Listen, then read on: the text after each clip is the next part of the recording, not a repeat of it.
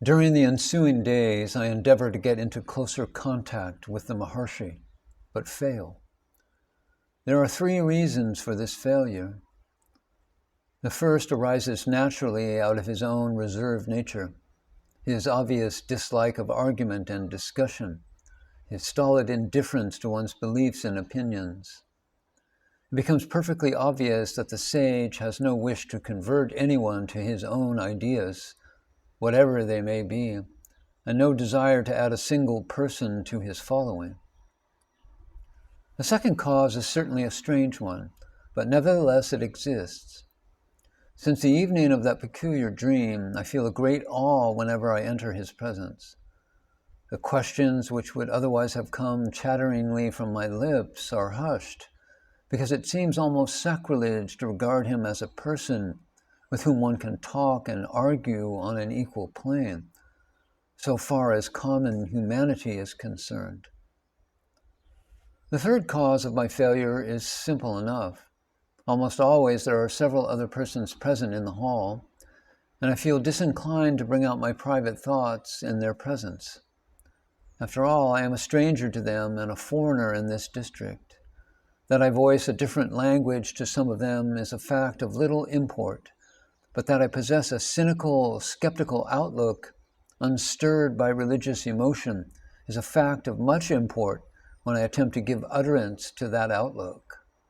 I have no desire to hurt their pious susceptibilities, but I have also no desire to discuss matters from an angle which makes little appeal to me. So, to some extent, this thing makes me tongue-tied. It is not easy to find a smooth way across all 3 barriers. Several times I am at a point of putting a question to the Maharshi, but one of the 3 factors intervenes to cause my failure. My proposed weekend quickly passes and I extend it to a week. The first conversation to which I have had with the Maharshis worthy of the name is likewise the last. Beyond 1 or 2 quite perfunctory and conventional scraps of talk, I find myself unable to get to grips with the man. The week passes and I extend it to a fortnight. Each day I sense the beautiful peace of the sage's mental atmosphere, the serenity which pervades the very air around him. The last day of my visit arrives, and yet I am no closer to him. My stay has been a tantalizing mixture of sublime moods and disappointing failures to effect any worthwhile personal contact with the Maharshi. I look around the hall and feel a slight despondency. Most of these men speak a different language, both outwardly and inwardly. How can I hope to come closer to them? I look at the sage himself. He sits there on Olympian heights and watches the panorama of life as one apart. There is a mysterious property in this man which differentiates him from all others that I have met. I feel somehow that he does not belong to us, the human race, so much as he belongs to nature, to the solitary peak which rises abruptly behind the hermitage, to the rough tract of jungle which stretches away into distant forests, and to the impenetrable sky which fills all space. Something of the stony, motionless quality of lonely Arunachala seems to have entered into the Maharshi. I have learned that he has lived on the hill for 30 years and refuses to leave it, even for a single short journey. Such a close association must inevitably have its effects on a man's character. I know that he loves this hill, for someone has translated a few lines of a charming poem which the sage has written to express this love. Just as this isolated hill rises out of the jungle's edge and rears its squat head to the sky, so does this strange man raise his own head in solitary grandeur, nay, in uniqueness, out of the jungle of common humanity. Just as Arunachala, hill of the sacred beacon, stands aloof, apart from the irregular chain of hills which girdles the entire landscape, so does the Maharshi remain mysteriously aloof, even when surrounded by his own devotees, men who have loved him and lived near him for years.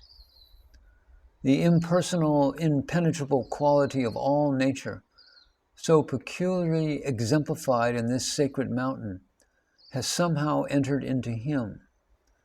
It has segregated him from his weaker fellows, perhaps forever. Sometimes I catch myself wishing that he would be a little more human, a little more susceptible to what seems so normal to us, but so like feeble failings when exhibited in his impersonal presence. And yet, if he has really attained some sublime realization beyond the common, how can one expect him to do so without passing beyond man, without leaving his laggard race behind forever? Why is it that under this strange glance of his, I invariably experience a peculiar expectancy, as though some stupendous revelation will soon be made to me?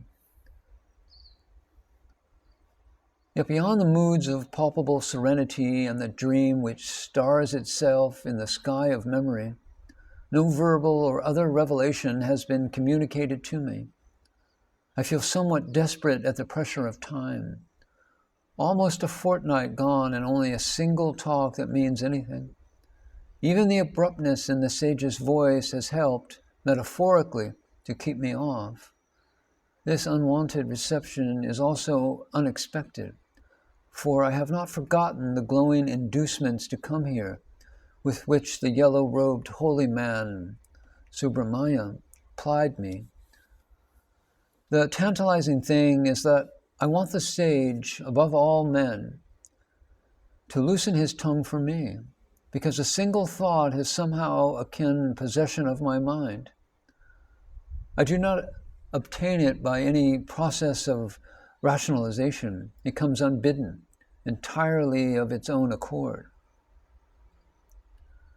This man has freed himself from all problems, and no woe can touch him. Such is the purport of this dominating thought that I have.